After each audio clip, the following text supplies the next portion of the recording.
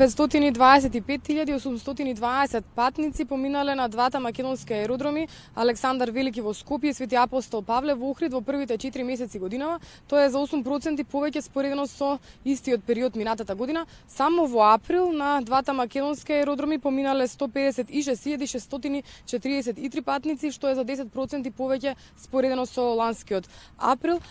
Статистиката на ТАВ, концесионерот на двата македонски аеродроми, покажува дека само за 1% е намален пак бројот на прелети на двата аеродроми во првите 4 месеци, каде што вкупно прелетале се регистрирани 4736 прелети, додека само во април се регистрирани 1353 прелети, што е за 2% повеќе споредено со април минатата година. Според министерот за транспорт и врски Владо Мисајловски, растот на бројот на патници на македонските аеродроми се должи во најголем дел како резултат на владините субвенции за нови авиолинии кои што се воведени во изминативе неколку години. Она статистика на ТАВ за минатата година покажува дека лани на двата македонски аеродроми поминале 1,8 милиони патници, што е за 15% повеќе споредено со претходната 2015 година, а очекувањата од аеродромските власти се дека оваа година бројот на патници на аеродромите ќе надмине 2 милиони. Она што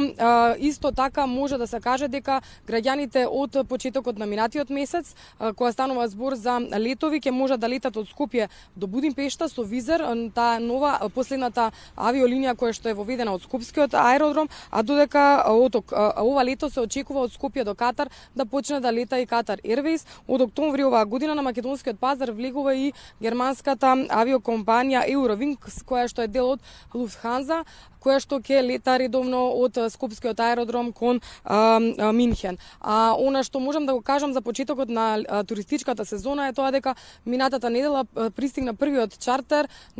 со туристи од Холандија, а очекувањата се дека оваа година ќе пристигнат околу 30.000 туристи од Амстердам. Со овие најави за нови летови, како и најави за нови туристи, очекувањата се дека ќе се стигне до бројката од 2 милиони патници, која што според очекувањата на македонските воздухопловни власти се очекува да биде достигната до крајот на оваа година.